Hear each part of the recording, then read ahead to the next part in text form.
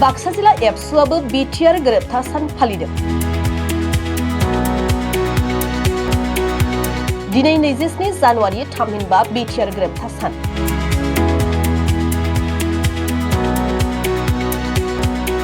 थांनाय 2020 इं मायथाइनि 27 जानुवारियाव थामथि गोरोबथा बिटिआर एबा गोजोन गोरोबथाया बर'नि सोमावसारारि आफाद फारियै एबसु, एनडिएफबि, इउबिपिअ, आसाम सरकार आरो भारत सरकारजों जानानै थांदोंमोन।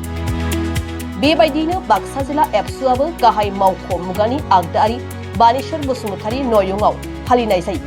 बिटिआर गोरोबथा सानखौ फालिनायजों लोगोसे बिटिआर गोरोबथानि दफाफोरखौ थाबैनो मावफुंनो थाखाय मसलपुर उफ डाक्करआव पस्ट कार्डनि जोहै भारतनि गाहाय मन्त्रि नरेन्द्र मदिनिसिम बिथांमोना खावलायहरदों।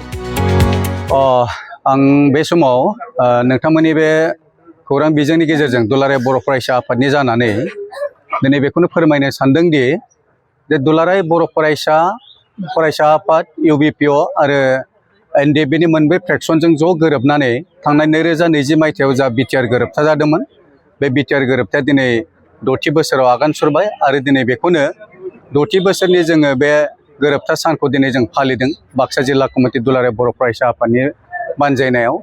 आरो दिनैनि बे बिटिआर गोरोबथा सान फालिनायजों लोगोसे जे बिटिआर गोरोबथायाव जिखिनि मावफुंनो थाखाय आद्रा थानाय माखासे दफाफोर, बे दफाफोरखौ गोख्रैनो मावफुंनो थाखाय, गोख्रैनो जाफुंसार जाहोनो थाखाय दिनै दुलाराय बर' फरायसा आफादा मोननैसो हाबाफारि दिनै बे सान फालिनायनि गेजेरजों दिनै लादों आरो बेखौनो जों दिनै बहाय मावफुंनो थाखाय नुजाफैदों। नैबे मुसलपुरनि पस्ट अफिस हेड अफिसाव जे बाक्सा जिल्ला कमिटि दुलाराय बर' फरायसा आफादनि बानजायनायाव बाक्सा जिल्लानि सिङाव थानाय मोनफ्रोमबो दखरानिफ्राय नुजाफैनो हानाय जायफोर बिबानगिरि आरो माखासे मावथि आरो जोंनि मेलेमजिबि फोरोंगिरि गोबां जायफोर दुलाराय बर' फरायसा आफादखौ मोजां मोनो, बिथांमोनजों जों दिनै जयै हादोरनि गाहाय मन्त्रि मानिजाथाव प्राइम मिनिस्टार नरेन्द्र मदि बिथांनिसिम जोङो दिनैहाय दुलाराय बर' फरायसा आफादा पस्टकार्डनि गेजेरजों जोङो इमिडिएट इमप्लिमेन्टेसन, स्पिडि इमप्लिमेन्टेसननि थाखाय जोङो पस्टकार्डनि गेजेरजों जों खावलायहरदों।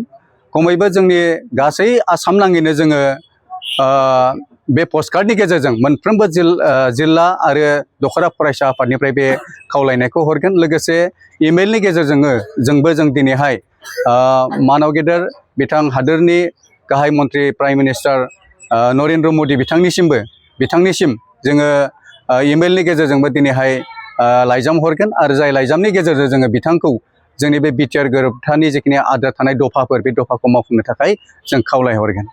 दाथ' जों बेखौ बुंनांगोनानो जे जिखिनि बिटिआर गोरोबथा, बे बिटिआर गोरोबथायाव जायफोर दफाफोरखौ मावफुंनो हागोन, जायफोर दफाफोरा मावजाथाव, जायफोर दफाफोरखौ बे बिटिआर गोरोबथायाव सोयोब्ला सरकारहा जेबो जेंना जाया आरो बेवहाय जायफोर सुक्ति खालामग्रा बा गोरोबथा खालामग्रा जायफोर हान्जा, बे हान्जाफ्रा मोनफ्रोमबो बिथिंनिफ्राय गावसोरनि जिखिनि लुबैनाय, साननाय, मावनो जाफुंसारनायखौ लानानै जिखिनि दफाफोरखौ बेवहाय थिसनदोंमोन, बे थिसननायफोरा एक्चुअलि मावनो हायै मोनसे दफाफोर नङा। बेखौ मावनो हागोन होननानैसो दफाफोरखौ थिसननाय जादोंमोन। नाथाय जोङो थांनाय समफोराव नुबाय जे 5 बोसोर दिनैहाय बिटिआर सरकार गोरोबथा खालामग्रा बिथांमोना बिटिआर सरकारखौ दैदेनलांबाय। बे दैदेनलांनाय समाव नाथाय जेसेबांखिनि दफाफोरा मावफुंजानांगौमोन, बे दफाफोरखौ जों मावफुंजानाय नुवाखै। बेवहाय जोङो सरकारखौ थारैनो गोहैलो खालामदों होननानै जों बुंनांगोन। बिथांमोना खायसे बिथिङाव एरायना थानो नाजानायखौबो जों नुनो मोन्दों। नाथाय बेखौ एरायना थानो थाखाय एक्चुअलि बे सुक्तिखौ बानायनाय जायाखैमोन।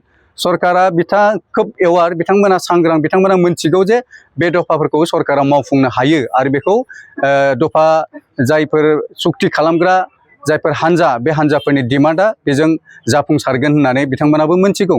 नाथाय दिनै जों नुदों बिथांमोना बे दफाफोरखौ मावफुङैयाव गोरोबथा खालामग्रा हान्जा बिथांमोननि गोसोआव मोनसे गोजोननाय गैयै जादों आरो बेनि गेजेरजों बर' हारिनि जिखिनि जौगानाय, बे ओनसोलनि जौगानाय, मोनफ्रोमबो हारिनि गेजेराव जिखिनि जाफुंसारनाय बा जौगानाय लाबोनो जोंनि नाजानाय, बे नाजानायाव जोंहा बेवहाय माने जाफुंसार जानो हायाखै। दा बेनिखायनो जों दिनैहाय दुलाराय बर' फरायसा आफादा बे सुक्तिखौ मावफुंबावनो थाखाय जों दिनै डिमान्ड होबावनो गोनां जादों। थारैनो बियो खुब साननो गोनां। मोनसे सुक्तिखौ खालामखांनायनि उनाव बेखौ बारे बारे नारसिनबाय थानांगौ बा बेखौ मावफुंनो थाखाय डिमान्ड होबाय थानांगौ, बे जानो नाङामोन। बेखौ सरकारा गावनो अट'मेटिकेलि बा बेनि सायाव जिखिनि बिथांमोननि साननाय आरो नाजानाय बेनि गेजेरजों बिथांमोना मावलांनो नाजानांगौमोन नाथाय बेखौ मावैयाव जों दुलाराय बर' फरायसा आफादा दिनै खेबसेबाव प्राइम मिनिस्टारनिसिम जोङो दाबि दैखांबावनो गोनां जादों जोङो भारत सरकारनिसिम दाबि दैखांबावनो गोनां जादों आसाम सरकारनिसिम दाबि दैखांबावनो गोनां जादों दा बे थारैनो दुखुनांथाव होननानै जों बुंनांगोन जों थेवबो आसाबादि जे बिटिआर गोरोबथायाव जिखिनि दफाफोरा माखासे मावफुंजाबाय आरो जायफोर मावफुंजायाखै बे थाबैनो मावफुंजागोन आरो जोंनि जिखिनि हान्जाफोरा बिटिआर गोरोबथाखौ खालामदोंमोन बिथांमोननि गोसोखौ गोजोन होनो गोनां जों सानो